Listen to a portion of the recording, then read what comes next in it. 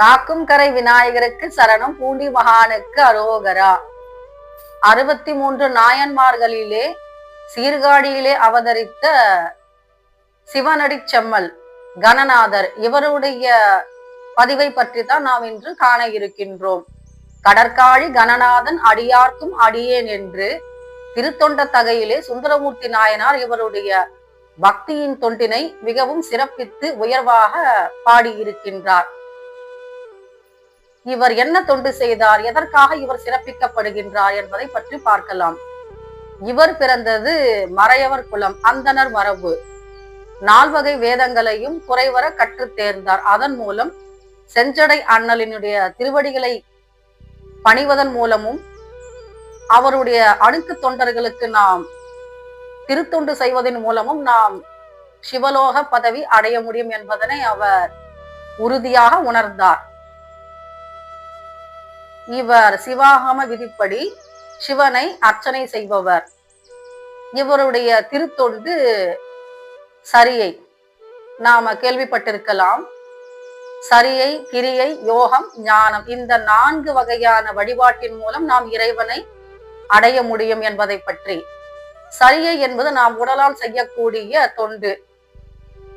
சிவன் ஆலயங்களில் நாம் செய்யக்கூடிய திருவலகிடுதல், திருமஞ்சனம் கொணர்வோருக்கு உதவி செய்தல், நந்தவன பூக்களை பறித்தல், அதனை மலராக தொடுத்தல், திருமெழுகிடுதல், இப்படி பல தொண்டுகளை புரிகின்ற நியமமான தொண்டு. அடுத்தது கிரியை. உடலால் மட்டும் கிடையாது, மனதாலும் வாக்காலும் இறைவனுக்கான அர்ச்சனைகளை பாடுவது, பதிகங்களை பாடுவது, இது கிரியை. யோகம், இதிலே பல படிநிலைகள் இருக்கின்றன. மூலாதாரத்தில் தொடங்கி ஒரு குருவினுடைய தீட்சையை பெற்று நாம் முன்னேற வேண்டியது. இது 3ஆம் படிநிலை. சரியை, கிரியை, யோகம் என்பது மூலாதாரத்தில் ஆரம்பித்து நாம் ஆங்ஜா சக்கரம் வரை இறைவனுடைய அவருடைய திருவுருவத்தை நாம் அங்கே கொணர வேண்டும், அவரை வழிபட வேண்டும், இப்படி நாம் செய்ய வேண்டும். பெருமழலை குரும நாயனார் இதற்கு மிகச்சிறந்த உதாரணம். சுந்தரமூர்த்தி நாயனாரை தம்முடைய குருவாக வரித்தவர், அவர் மீது மாறாது அன்பு வைத்தவர். அவர் வெள்ளை யானையில் கைலாய பதவி அடைவதற்கு முன்பு அவருக்கு முன்பாகவே அவருடைய குருவை வரவேற்க பெருமழை குரும நாயனார் யோகத்தின் மூலம் தம்முடைய இந்த ஸ்தூல விடலை விட்டு அவர் திருக்கைலாயம் சென்றவர். அடுத்தது ஞான மார்க்கம். மாணிக்க வாசக பெருமான் மிகச்சிறந்த உதாரணம். இப்படி இவர் சரியை தொண்டு புரிவோருக்கு பயிற்சிகள் அளித்தார். நாம் முன்பே சொன்னோம், இவர் பிறந்தது சீர்காழியிலே. சீர்காழி என்றவுடன் நமக்கு என்ன ஞாபகத்துக்கு வரும்? திருஞான சம்பந்த மூர்த்தி. முதல் 3 திருமுறைகளை எழுதியவர். 3 வயதிலே திருத்தோணியப்பரின் அருளால் தோடுடைய செவியன் விடையேறி ஓர் தூவன் மதிசூடி என்ற அருமையான பதிகத்தை கொடுத்தவர். அவருடைய திருவடிகளை மறவாது இவர் வழங்கியவர்.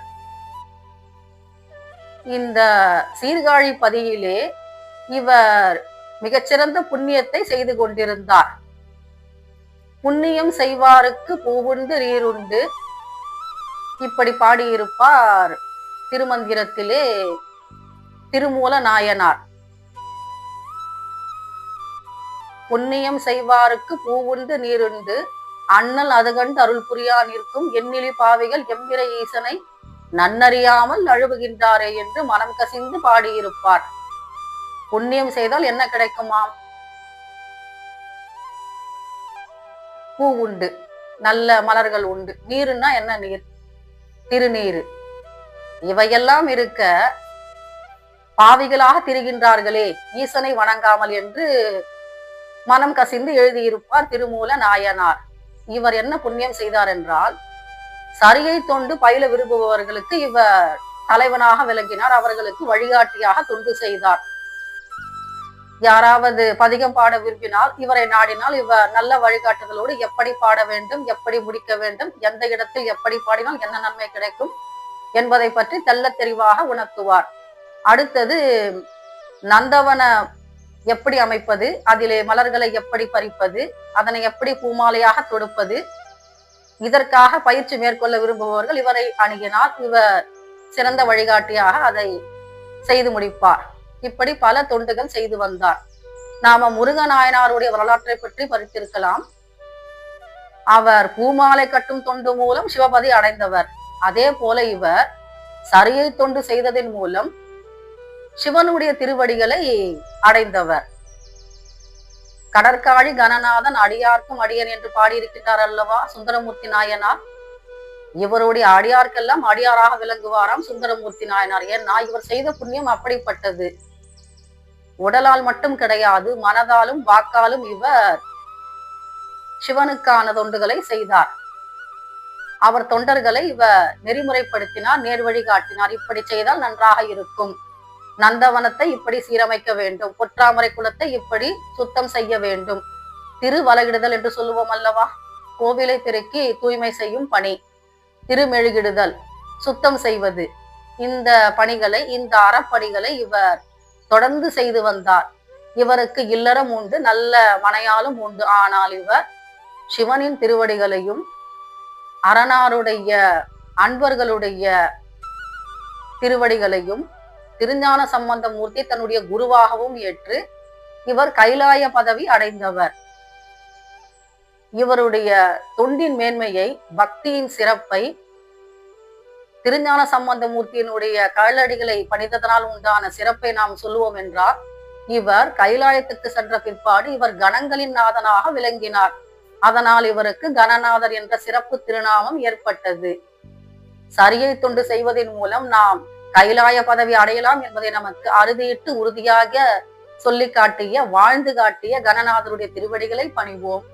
அவருடைய நாமத்தை சொல்லி நாம் செஞ்சடை அண்ணலின் திருவடிகளை பற்றினால் நாம் வேண்டிய வண்ணம் வேண்டிய பலனை அடையலாம். 63 நாயன்மார்களில் ஒருவராக விளங்கிய கணநாதருடைய பதிவு. சிவன் அடிகளை பற்றுவோம். சிவன் அடியாருடைய பக்தர்களை நாம் அவர்களுடைய நாமங்களை சொல்லி நாம் வணங்குவோம். வாழ்க சைவம், வளர்க சிவனடி தொண்டர்கள். மீண்டும் சந்திப்போம் ஒரு அருமையான பதிவிலே. காக்கும் கரை விநாயகருக்கு சரணம், பூண்டி மகானுக்கு அரோகரா.